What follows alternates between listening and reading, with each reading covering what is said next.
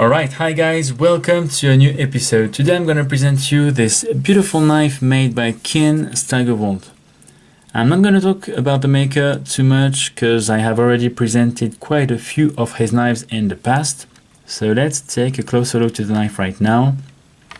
First of all, you'll probably notice it has scratches all over the place, at least all over the handle. That's because it was lent by a collector who actually carries and uses all his knives. Even this kind of high-end art knife, he really enjoys to carry and use, which is something I wouldn't personally do, but I completely respect. I think it's really cool to have some collectors who just buy to enjoy for its function as well as for the beauty. And that don't buy thinking of reselling, or this guy really doesn't think about reselling value. He's just basically enjoying his knives. So let's open that thing and give you a few specs. Blade length is 8.5 centimeters for a total length of 19 centimeters. Just the right size for me, for my own taste. I really don't usually like knives above, folding knives at least above 20 centimeters. For the handle, we've got some steel frames. So the steel is just made of one part and inlays in the middle. The black parts are pieces of pen shell, which is a seashell, kind of Ken's signature. He uses it quite a lot.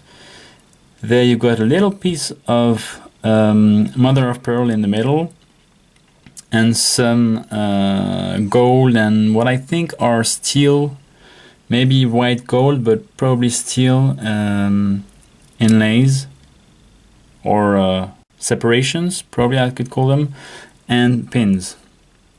The bigger pins have been drilled, so they are hollow, which gives a very nice and interesting overall look to the whole knife. Not quite sure what style it is, if it's Bauhaus or Art Deco or this kind of thing. Don't know, but it looks very nice. As you have probably already noticed, it is a backlock knife with a nice gold button right there, which is kind of skeletonized, as Ken does quite often on his knives, and nice facets there on the spring all around the knife. Very cool. This knife is all about straight lines, facets. This is not completely flat either. It has a nice bevel to it. Very cool work as usual with Ken. Now what I probably love the most and hate the most at the same time about this knife is that blade. It is an absolutely gorgeous blade. The maker has made an amazing work on it, all about straight lines also. It has a nice flat grind to it with a kind of second grind near the tip, and he managed to keep this nice facet right there, which is something extremely hard to make, especially to get a mirror polish like that and keep crisp edges like that is really amazing. Then you can see here where the grinding starts, you have nice crisp edges too.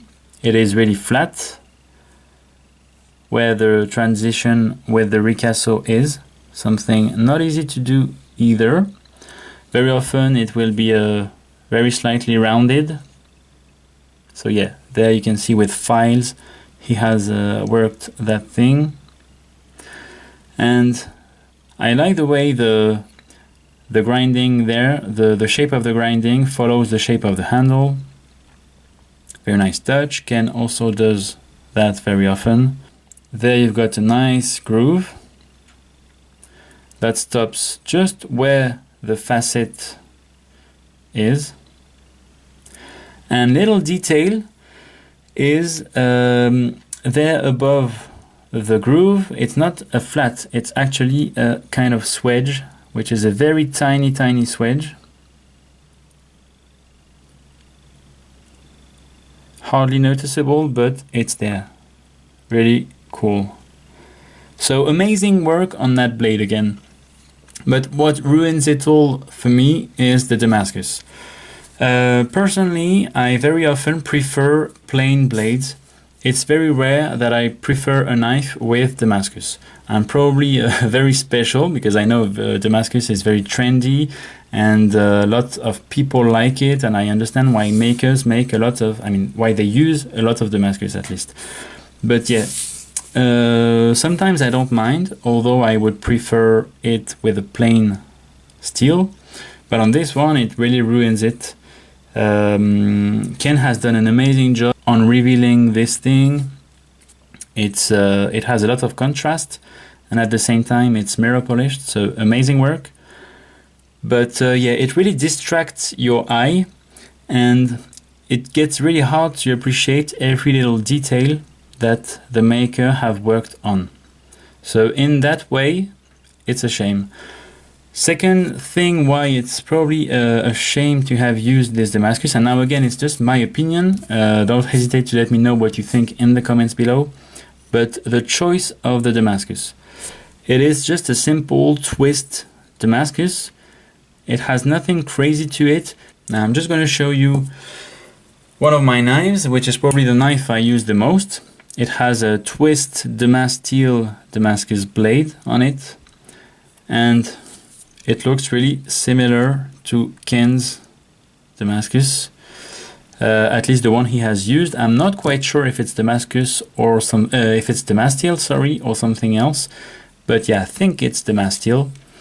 And I don't know, it's the same kind of Damascus you can find on production knives like that. It's in a way on a 2,000 euro knife.